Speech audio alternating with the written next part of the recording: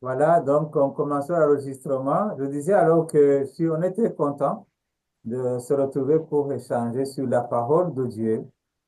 Alors, vous me demanderez comment est-ce que l'idée t'est venue de commencer ce cours, surtout que les paroissiennes d'ici savent que je n'ai pas de temps. Comment est-ce que ça t'est venu l'idée d'augmenter sur ce que tu as d'autres choses?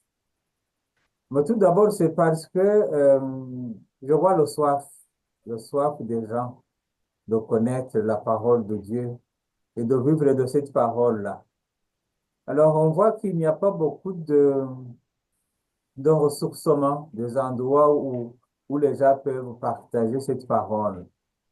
L'autre fait, c'est que dans le passé, j'ai eu des groupes bibliques. J'avais des clubs bibliques. J'avais trois groupes et puis on cheminait d'année en année. Puis à un certain moment, ça s'est arrêté. Alors, beaucoup me demandaient encore quand est-ce qu'on va reprendre notre formation de Bible. La troisième raison, c'est que moi-même, j'aime la parole de Dieu. De formation, je ne suis pas bibliste. Je suis théologien. Mais la théologie se fonde sur la Bible et à force d'utiliser la Bible, je peux me considérer comme spécialiste dans cette matière-là de Bible. Alors, je me suis dit, on va partager cette parole. Au départ, je pense que c'est mieux tous les lundis. Et puis, il y a beaucoup de demandes que les gens me posent. Je me dis qu'au fur et à mesure qu'on avance, nous allons créer un comité de gestion. Et que moi, je reste seulement au niveau de donner l'enseignement. Et puis que d'autres questions pratiques, que ça soit géré par un comité de trois, quatre personnes, et pour organiser, prendre les noms. Bon, entre-temps, il y en a qui se sont inscrits, ils ont envoyé leur enregistrement chez Serge, mais il y en a d'autres qui se sont non seulement envoyé un message, à qui j'ai envoyé le lien aujourd'hui. Alors, j'aimerais qu'ils s'inscrivent aussi pour qu'on ait une même liste. Comme ça, quand on va envoyer l'annonce, que ça passe par un même et seul endroit. Voilà, donc, c'est ça les raisons qui m'ont poussé à commencer cette formation. Et j'aimerais que, parce que plus on partage, plus on apprend. Mais lorsqu'on apprend et que ça reste en moi, à nous-mêmes, ça ne produit pas de fruits. On n'a pas besoin d'être spécialiste pour commencer à parler de la parole de Dieu, mais on a besoin de parler de ce qu'on sait et surtout parler de cet amour qui vient de Dieu. Alors, donc, c'est le premier jour, donc nous allons voir si on pourrait justement avoir un petit comité de gestion. Même si c'est le premier jour, on va apprendre à se connaître au fur et à mesure. Parce que on ne peut pas faire une présentation, autrement nous allons finir tout à l'heure dans la présentation. Voyez-vous que maintenant nous sommes au nombre de 32 personnes connectées et parfois il y en a deux qui sont connectés ensemble, et donc ça fait que on est plus que les 32 personnes. Alors, je vais commencer par quelque chose d'actualité, comme on dit. Attends, non, quelque chose. Comment est-ce que je pourrais hum,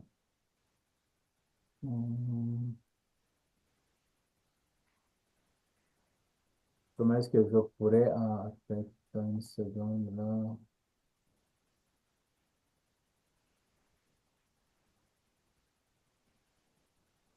Mhm. Ok, vous allez dire. Ok,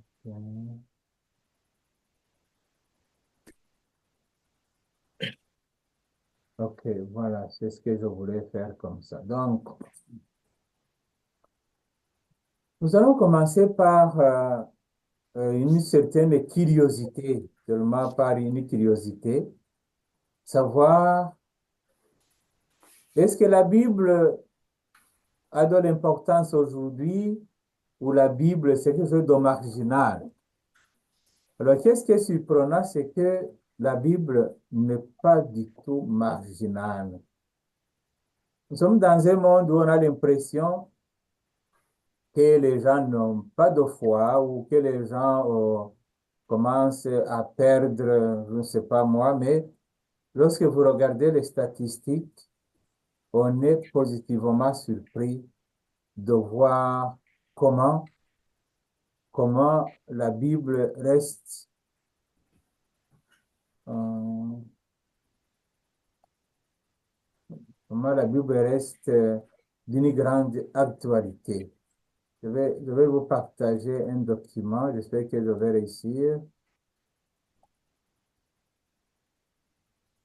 Vous partager. Voilà. Donc,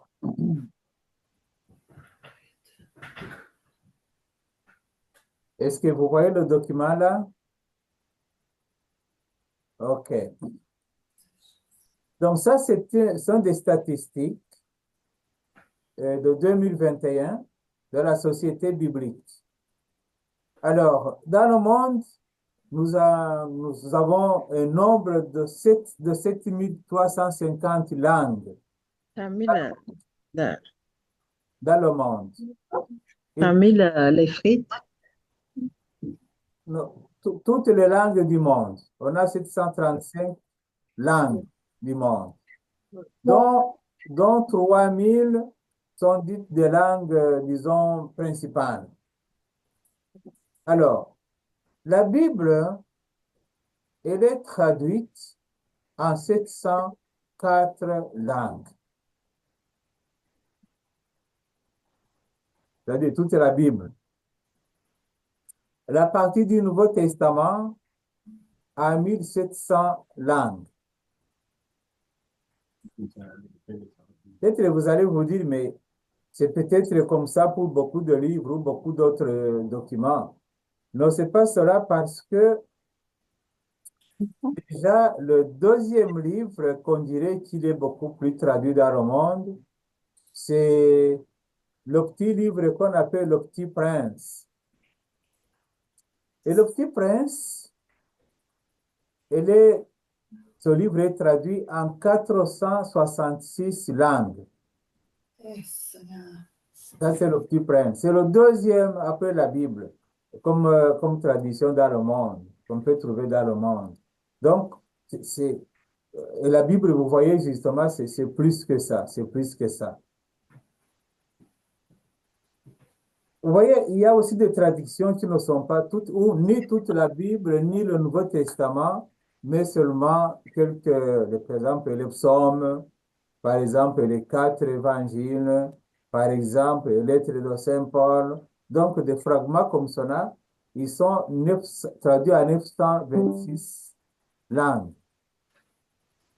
Alors, le projet que la Société biblique s'est donné pour 2038, c'est de traduire la Bible en 100 à 1200 langues. Donc, au moins sur les 3000 langues principales, qu'on ait au moins 1200 langues dans la Bible. Et puis, il y a des projets qui sont censés finir, être complétés en l'an 2033. Donc, vous comprenez pourquoi 2033, c'est l'année jubilaire de la résurrection de Jésus. Alors, on veut s'organiser cette année avec d'autres traditions, 277, qui s'ajouteraient donc à 704. Donc, l'objectif, c'est d'avoir au moins 1000 traductions de la Bible en différentes langues. Alors, pour voir combien de peuples sont touchés par la Bible, nous avons plus ou moins 8 millions, 8 milliards de la population mondiale. Alors, on dit que 6 milliards et 100 millions peuvent lire la Bible dans plus ou moins dans les langues. Donc, voyez-vous combien c'est quand même, on dirait, la plus grande majorité de l'humanité est capable de lire la Bible dans sa langue. Aujourd'hui, je vous en parle, alors, il y a comme 5 et milliards de copies de Bible en circulation. dans le monde. Donc, tout ça, c'est pour vous dire combien, combien la Bible reste le livre le plus important et le livre le plus lu, le livre le plus consulté.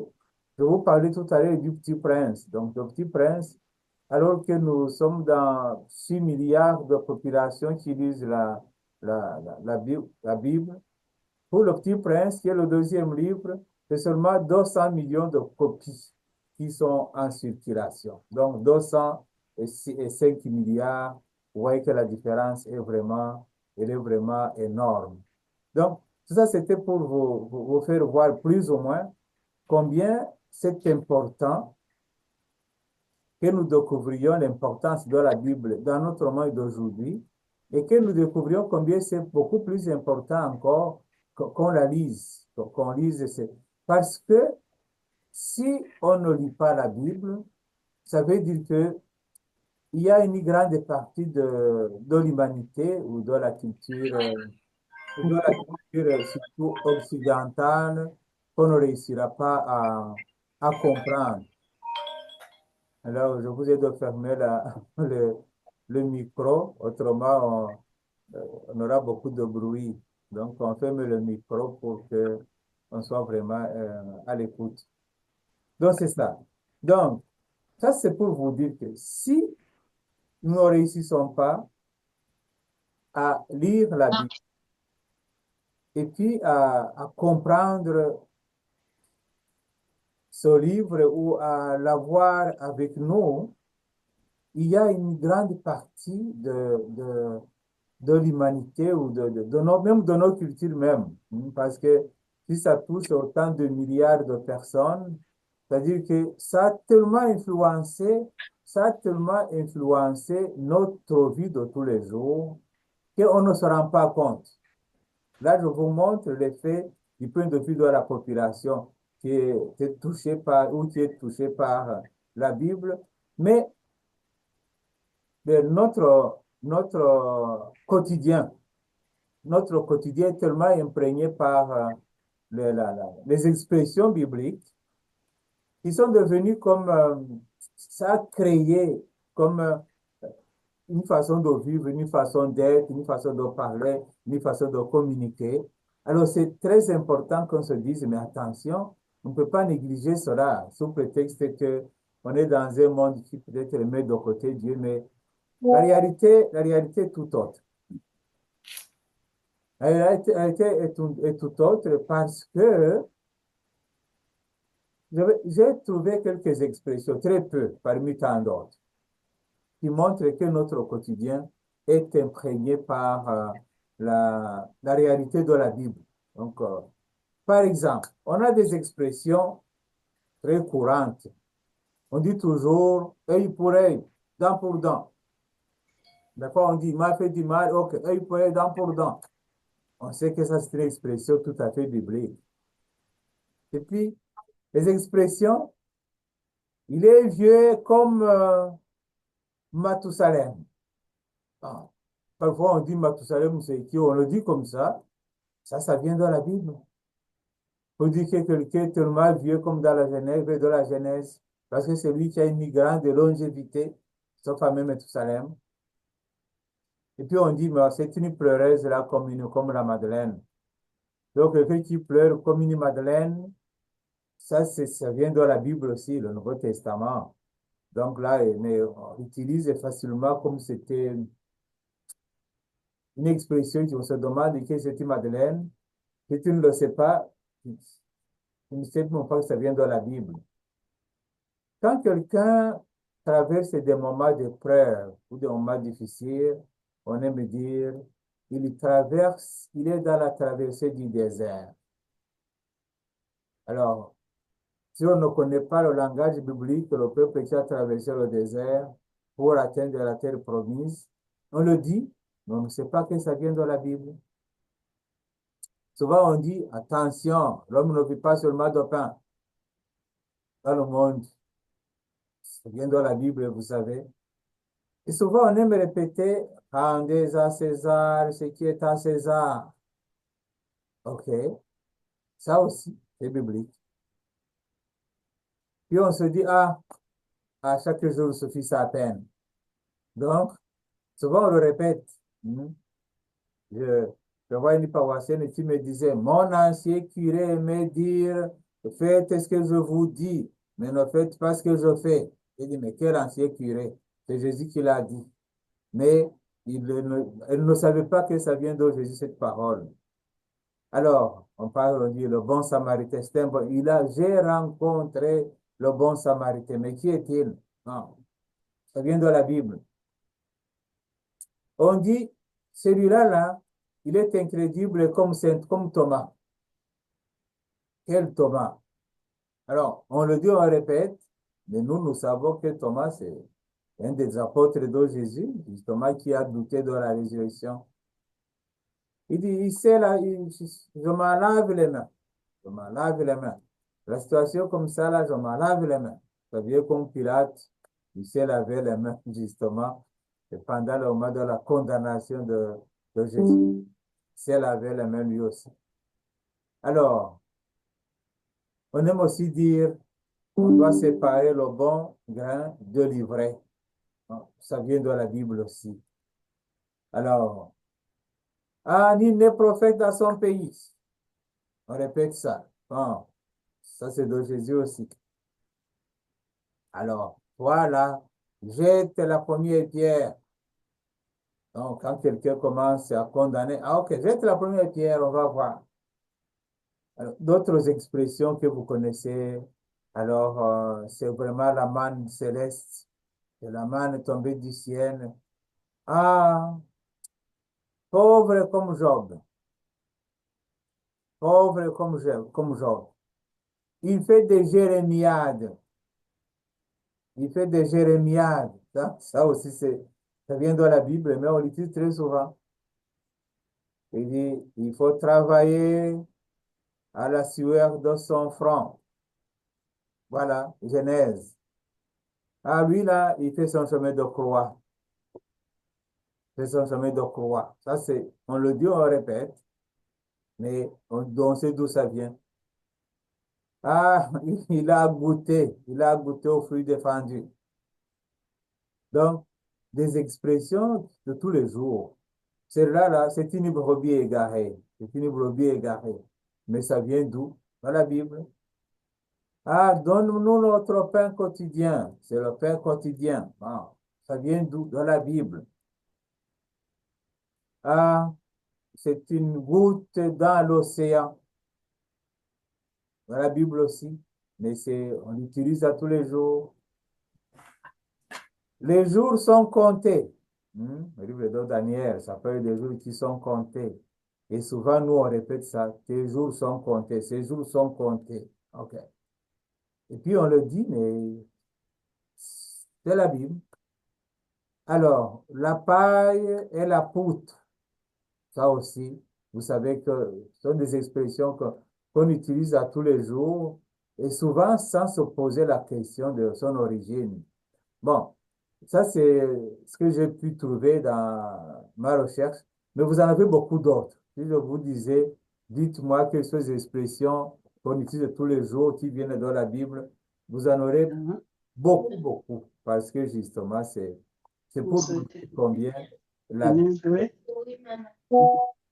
combien la Bible a influencé, Mhm. influencé, Oui, c'est une formation. a influencé notre quotidien, notre vie de tous les jours. Alors, et tout ça, pourquoi est-ce que j'ai voulu commencer par cela? C'est pour montrer l'importance de la Bible. Que ce soit dans le quotidien de tous les jours, que ce soit dans les arts, les chants, la poésie, la littérature. Donc, on ne peut pas comprendre la culture occidentale si on élimine la Bible. Parce qu'elle a tellement marqué notre existence depuis, de telle sorte que là où l'Occident est passé, la Bible est entrée dans notre façon d'être. Alors, certains vont peut-être essayer de gommer ça, mais c'est impossible. C'est pour cela que le pape Benoît XVI, de reste mémoire, il regrettait toujours que l'Europe, donc l'Union européenne, ait refusé d'accepter parmi ses racines la foi judéo-chrétienne. Parce qu'au fond, c'est comme couper ses racines, parce que là, on ne peut pas ignorer cela. Donc, ça, c'est l'intérêt pour moi de pourquoi est-ce que j'ai voulu vous partager et j'ai voulu qu'on partage ensemble cette parole de Dieu. Mais pour clôturer ce type d'introduction, je dois vous dire aussi que, par votre curiosité encore, il y a des pays, les 5 top, le top 5 des pays en nombre de Bibles diffusées dans le monde. Donc, les pays où les Bibles sont beaucoup plus diffusées, beaucoup plus imprimées, où ils sont beaucoup plus lus. Alors, étonnamment, le premier pays au monde, c'est le Brésil. 6 millions d'exemplaires. Donc, le Brésil vraiment bat le record comme premier pays au monde à diffuser cette parole de Dieu. Vous allez vous étonner. Le deuxième pays, c'est la Chine. 3 500 000 de Bibles sont diffusées en Chine. Troisième pays, les États-Unis. 3 millions de Bibles diffusées par année. Le quatrième pays, c'est le Nigeria. Environ 2 millions de Bibles diffusées chaque année. Le cinquième pays, encore étonnant, c'est l'Inde. 1 million, 1 million 900 Bibles diffusées dans ce pays-là qu'on appelle l'Inde. Alors, comme vous le voyez, on pense que la Chine et puis l'Inde, qu'il n'y a pas de foi, il n'y a pas de chrétiens. Et puis, vous allez me dire que la population de ce pays est vraiment énorme, et c'est vrai. Mais au moins, on voit que, parce qu'ils ont encore soif de cette diffusion de la Bible, alors que nous autres, étrangement, dans notre culture d'ici, on pense que c'est une chose vieille. D'ailleurs, ça ne fait que se diffuser.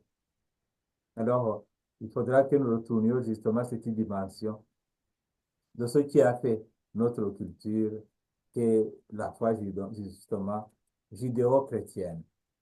Ça, c'était comme c'était une introduction à notre cours, mais aussi creuser votre curiosité pour se dire, waouh, donc la Bible, c'est pas un livre oublié, c'est pas quelque chose du passé, au contraire, c'est vraiment d'aujourd'hui. Alors, voilà. Alors, une fois ces introductions terminées, je ne sais pas s'il y a peut-être une ou deux questions à propos de ces introductions pour que je puisse continuer, que je puisse continuer et entrer un tout petit peu dans notre matière. Bonsoir, j'ai une question. Tantôt, vous avez dit que vous êtes théologien, mais pas bibliste. Moi, j'aimerais savoir c'est quoi qui différencie ces deux personnes. Merci. OK. Donc, la théologie, théos, logos, ça signifie le discours sur Dieu ou la science de Dieu. Alors, la théologie a beaucoup de ramifications.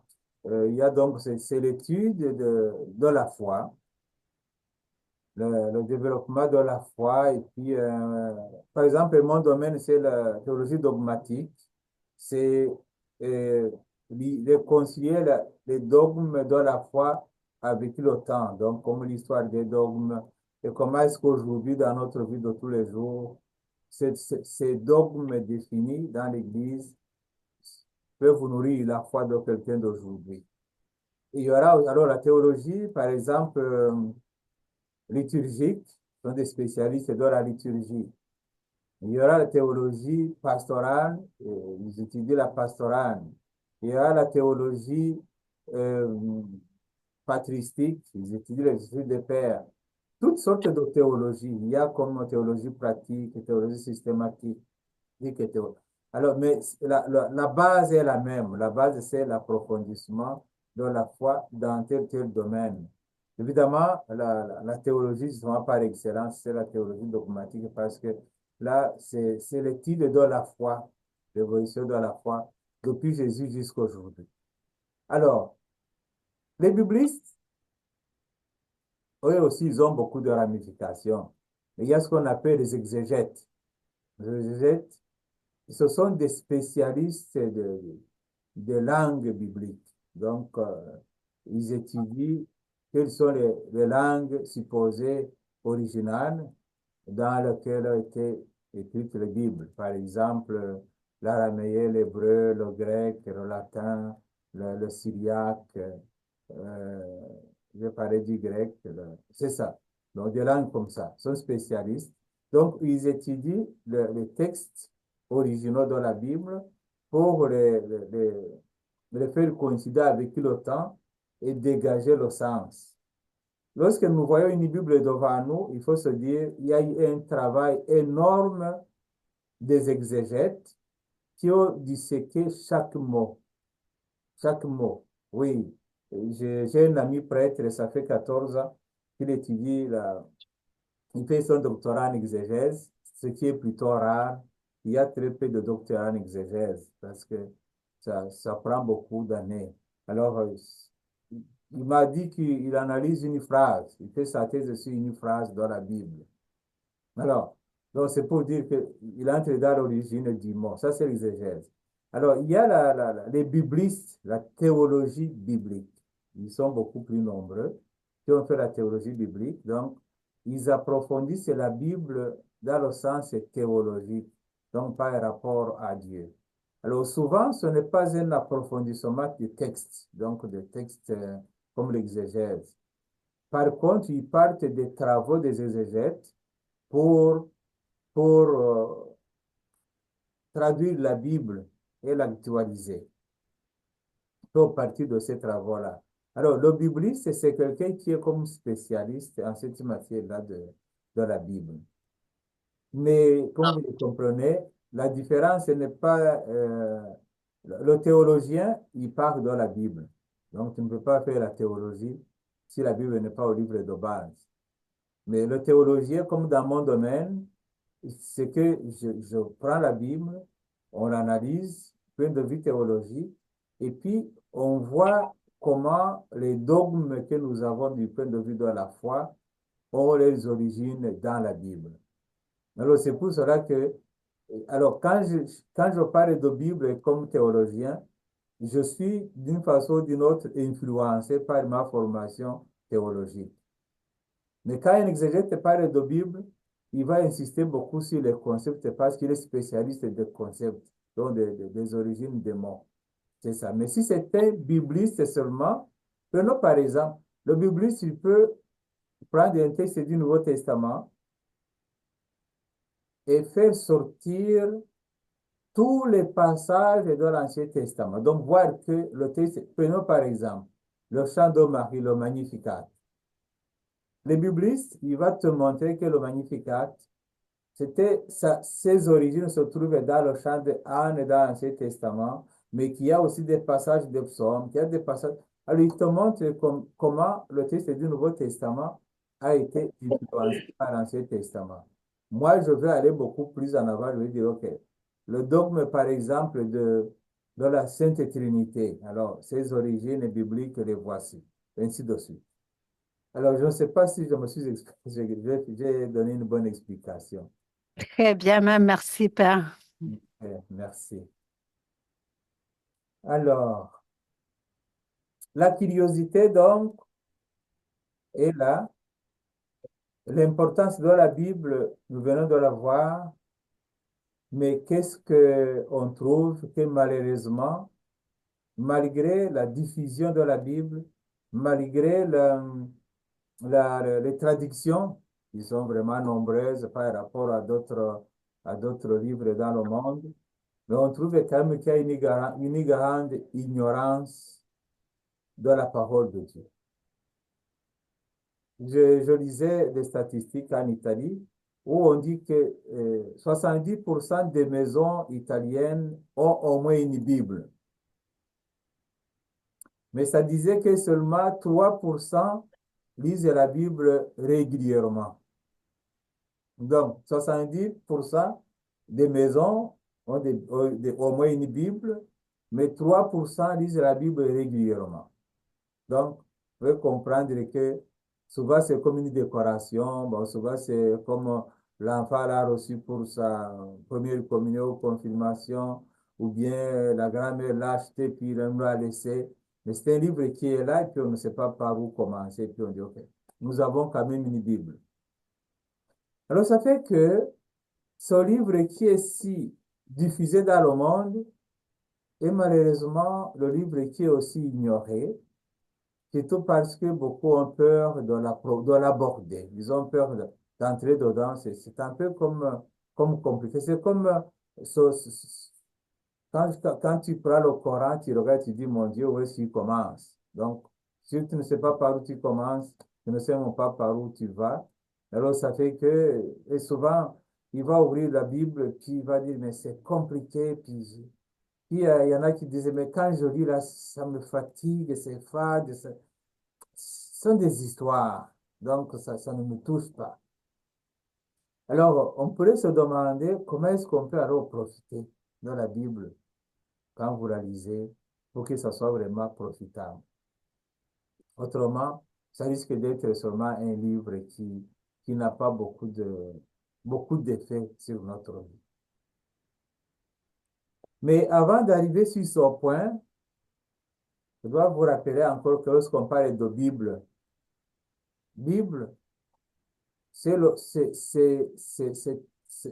ta Biblia en grec, qui signifie les livres.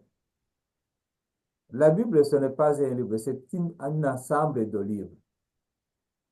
Et dans notre Bible que nous utilisons comme chrétiens catholiques, il y a 73 livres. Donc, la Bible, telle que nous la voyons là, 73 livres. On va revenir sur ce point la prochaine fois parce que je vais développer, vous montrer pourquoi il y a des livres que les protestants n'ont pas. Mais il y a des livres aussi que nous, par exemple, l'Église d'Éthiopie a, orthodoxe a, que nous, on n'a pas dans notre Bible. Je vais vous revenir sur tout cela. Mais entre-temps, sachez seulement que c'est 73 livres dans notre Bible ordinaire, dont 46, parce que vous savez, la Bible est divisée en deux testaments. Deux testaments, c'est-à-dire deux alliances, en fait. Testament, ça veut dire alliance aussi. L'alliance dans l'Ancien Testament, c'est l'histoire de l'amour de Dieu avec le peuple d'Israël.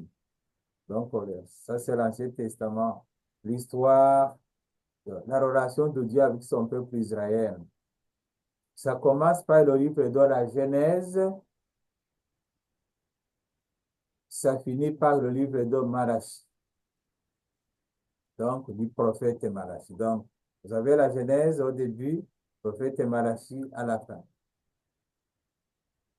Alors, il y a ce qu'on appelle le Nouveau Testament. Le Nouveau Testament, ça comprend 27 livres. 27 livres, et ça nous parle de quoi? Ça nous parle de Jésus, donc la nouvelle alliance qui commence avec l'incarnation, avec le Dieu qui se fait l'un de nous, et ça finit avec le livre de l'Apocalypse.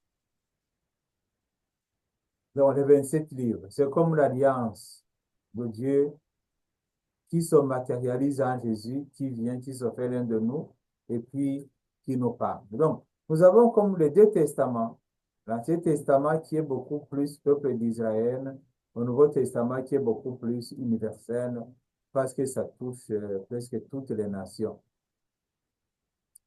Alors, je disais que la Bible, ce sont les livres. Si on traduit du grec ta Biblia en français, on dirait les livres. Ce ne sont pas des livres seulement parce qu'il y a le nombre. Parce qu'il y a le nombre, comme je viens de vous dire, 46, c'est pour l'Ancien Testament, et puis 27 pour le Nouveau Testament, ce qui donne 73. Mais ça devient les livres aussi du point de vue étendu dans le temps. La composition du livre est dans le temps. Parce que l'Ancien Testament, ça nous parle de l'histoire de Dieu avec son peuple qui a duré plus ou moins 2000 ans. Alors, comme vous le comprenez, ça devient comme une bibliothèque. C'est pour cela que pour dire lire la Bible, il faut se dire, j'ai une bibliothèque de 2000 ans entre mes mains. Et alors, vous allez comprendre pourquoi le langage va différer. Si j'écris un livre aujourd'hui, à l'an 2025, je vais sûrement utiliser des concepts, des techniques et des mots que quelqu'un de 1900 n'avait pas. Alors voilà pourquoi vous allez voir comme dans la Bible, dans certains livres, et surtout les plus antiques, on va dire notre Dieu est plus grand que d'autres, que leur Dieu. Parce qu'à ce moment-là, eux, ils croyaient aussi que dans le monde, il y a beaucoup de divinités. Donc, le Dieu d'Israël il devenait plus grand quand il faisait la guerre et qu'il gagnait. Mais lorsqu'ils étaient battus, les dieux des autres étaient beaucoup plus grands. Donc, la conception était cela. Mais plus ils ont évolué, plus ils ont compris qu'il n'existe qu'un seul Dieu. Alors, c'est pour vous dire, quand vous lisez le texte, il faut se dire, mais là, ça a été composé quand ça? Hmm. Par exemple, la conception de la mort. Des psaumes qui disent, dans la tombe, on ne se rappelle plus de toi. Et puis après, d'autres livres, ils vont dire, après la mort, il y a la vie. Donc, commence à croire que après la mort, il y a la vie. Commence à préparer la résurrection. Donc, il faut lire la Bible en sachant que c'est aussi, du point de vue du temps, ça a pris beaucoup de temps. Le Nouveau Testament, ça nous raconte l'histoire qui commence avec la naissance de Jésus jusqu'à la mort du dernier apôtre, qui est l'apôtre Jean. Et on aime dire que c'est 100 ans, c'est l'histoire de 100 ans. Nous allons voir justement que pour définir qu'est-ce que est la Bible, quels sont les livres inspirés, le critère de la mort du dernier apôtre a été très, très important. Alors, ça, c'est pour vous rappeler aussi que la Bible, ce n'est pas un livre qui a été composé d'un seul jour ou qui a eu des gens assis ensemble en train d'écrire et puis de nous donner un livre. C'est pas un livre composé par un auteur. Il y a tellement d'auteurs dans la Bible que on ne peut pas dire c'est combien de personnes qui l'ont touché. Il y a les traducteurs, il y a ceux qui ont écrit, il y a ceux qui ont ajouté d'autres choses. Il y a le livre comme le livre du prophète Isaïe, qui est comme trois Isaïe, si on peut dire ainsi. Donc, dans le temps, on peut facilement le voir et nous aurons le temps de voir comment, dans le temps même, les, les- un seul livre peut être touché par plusieurs mains du point de vue de la composition. Alors, l'autre dimension, quand on parle justement de Bible, de livres, comme les livres, il faut regarder aussi le côté culturel. Les cultures ont différé aussi dans la Bible. Si le peuple nomade se déplace, il y aura une différence quand le peuple va s'asseoir. Et maintenant, nous avons une terre, nous pouvons nous asseoir et puis travailler. Alors, ils ne vont plus écrire, dire qu'ils sont nomades, non, ils deviennent sédentaires. Mais les tentations aussi vont être différentes. Parce que quand tu es nomade, bon, tu n'as pas d'hôtel, tu n'as pas de frontière avec l'autre. Mais quand tu es stable, alors il y a les tentations de pouvoir peut-être entrer dans les divinités des autres. Tout ça, ça joue aussi. Donc, non, il faut prendre la Bible dans tout ce sens-là. Mais je vais vous donner justement comme trois critères qui nous aident à entrer dans la Bible et de pouvoir en profiter. Parce que, qu'on le veuille ou non, tu ne peux pas profiter de la Bible spirituellement et même humainement parlant si tu ne mets pas dans, dans ta façon de lire la parole la dimension de la foi. La foi, c'est important. Croire, c'est important. D'abord, croire que la Bible, c'est un livre qui me parle de Dieu, que c'est un livre inspiré. Nous allons voir ces concepts après. Mais de prime abord, il faut se dire, le premier point, quand tu veux aborder la Bible, tu dis, ce livre que j'ai entre mes mains, c'est la parole de Dieu. Nous allons approfondir ces thèmes plus tard, pas aujourd'hui. Dire, qu'est-ce que j'ai entre les mains? C'est la parole de Dieu. Comment est-ce que cette parole, je la respecte? Quelle est la place de cette parole dans ma maison, dans ma vie? Où est-ce que je mets cette parole? Y a-t-il un endroit réservé où je me mets pour prier, pour lire, pour méditer? C'est important de se dire, c'est une parole de Dieu. Première chose. Alors, quand on n'a pas la foi, tu peux aborder la Bible comme un livre d'histoire, ou comme un livre, comme tu veux. Mais ils ne font pas y chercher ce que la Bible ne te donne pas. Ce n'est pas un livre scientifique, c'est un livre de foi. C'est un livre qui nous aide à cheminer, parce que ça nous parle de la relation de Dieu avec son peuple, avec nous autres. Deuxième point important, c'est se dire, Dieu s'est adressé à un peuple dans leur temps. Donc, Dieu s'est adressé à un peuple dans un conditionnement culturel donné, avec les us et coutumes donnés, avec des pratiques du temps. C'est pour cela que dans la Bible, vous n'allez pas y voir des mots comme les avions, les chars, les avions, je ne sais pas moi, les téléphones, Internet, l'ordinateur, parce que ça n'existait pas. Mais vous allez y voir les chars de combat, vous allez y voir les lances, vous allez y voir les épées, parce que c'était dans le contexte du moment.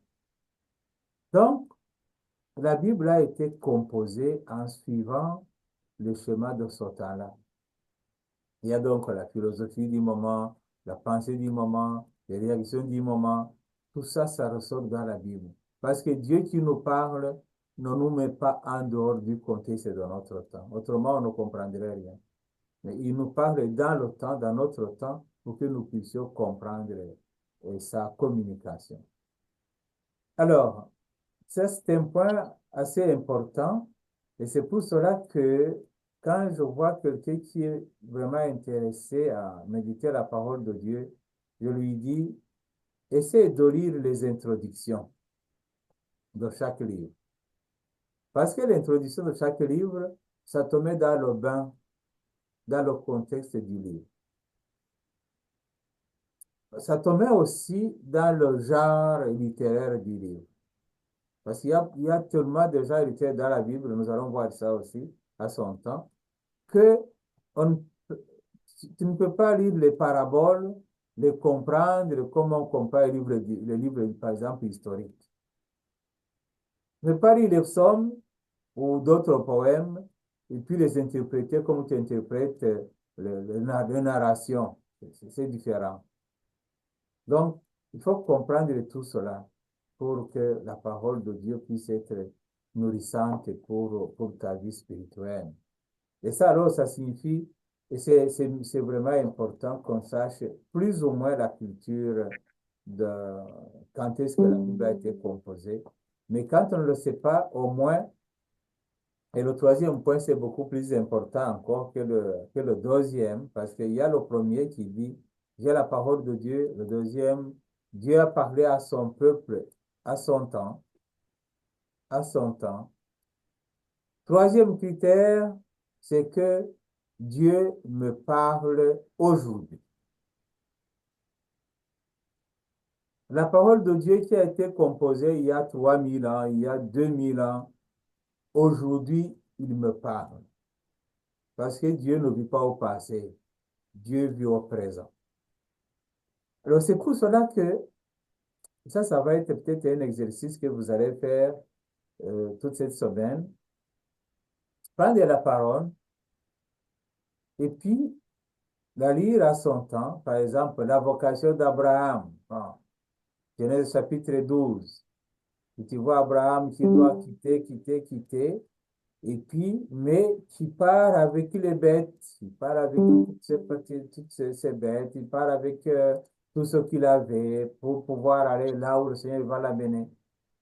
Mais ce texte d'Abraham, tu vois, c'est vraiment admirable, là. Le monsieur là, qui a 75 ans, qui accepte de tout quitter.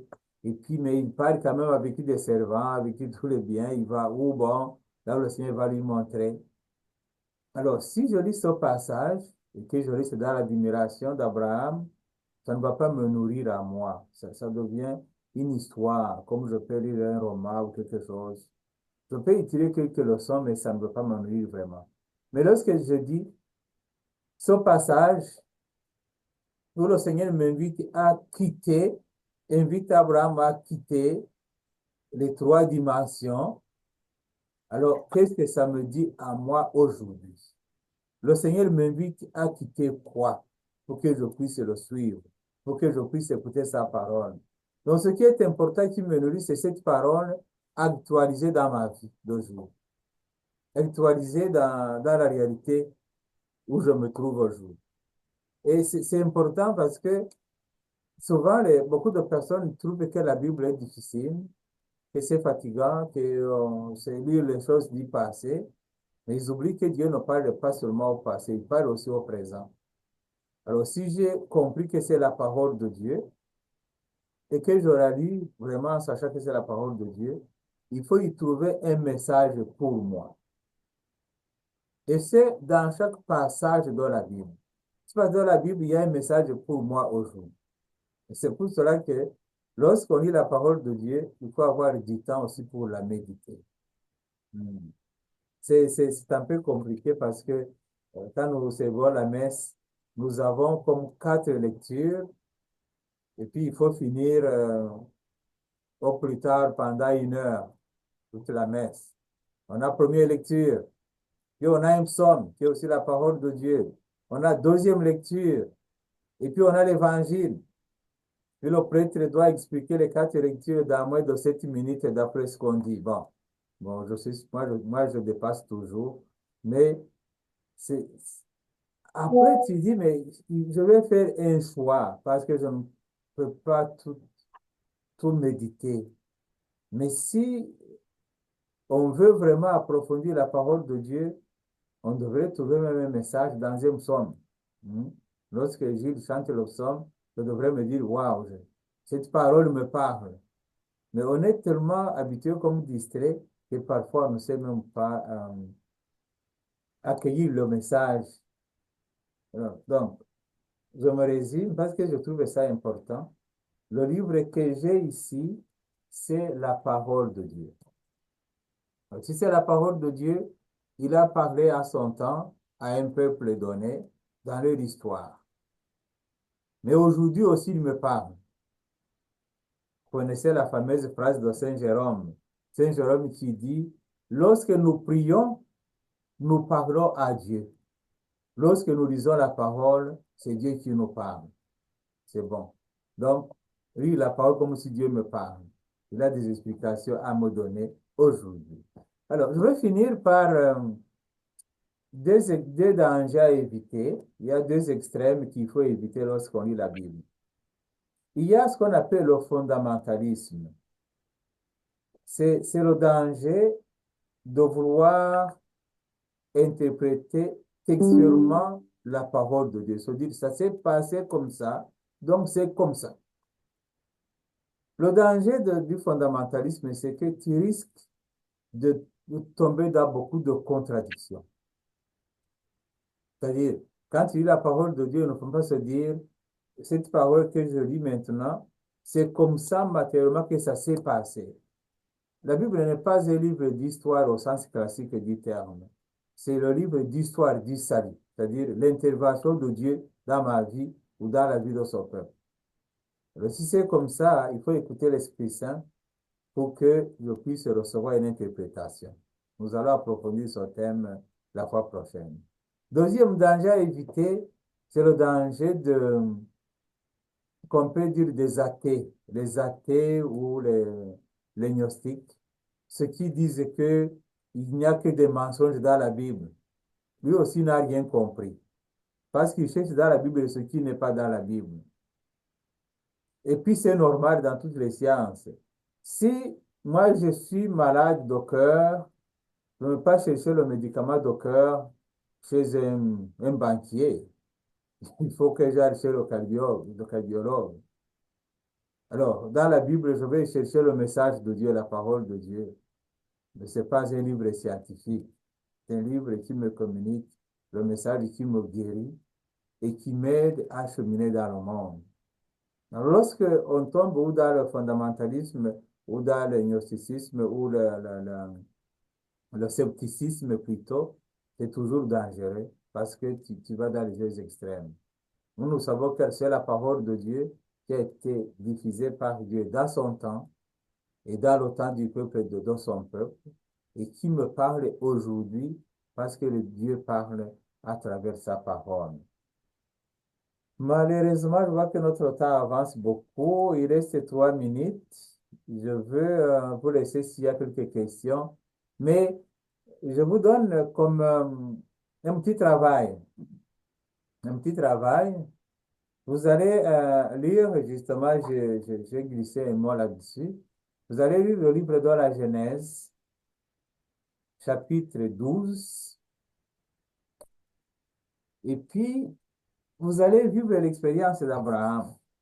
Se dire, bon, c'est la parole de Dieu. C'est Abraham qui reçoit Dieu chez lui. Alors, qui chemine avec lui, à un certain moment, il appelle à tout quitter. Chapitre 12, versets 1 à 9. Vous avez remarqué que je n'ai pas parlé des livres de la Bible, l'ordre, comment ça se suit. Tout ça, ça va faire l'objet de la prochaine rencontre. Mais aujourd'hui, le livre de la Genèse, c'est le premier livre de la Bible. C'est facile. Chapitre 12, là aussi, je vais expliquer les chapitres et les versets. Ça va venir la prochaine fois pour ceux qui ne sont pas habitués. Mais c'est 1 à 9. Le chapitre, c'est en gros caractère, puis les versets, c'est 1 à 9. Et puis, vous allez vivre cette expérience de quitter. Il y a Abraham qui essaie de vivre son temps, comment c'était, puis tu ramènes dans le temps d'aujourd'hui. Comment est-ce que le Seigneur nous invite aussi à quitter certaines réalités. Voilà, je peux accueillir seulement une question parce qu'il est déjà 20h58.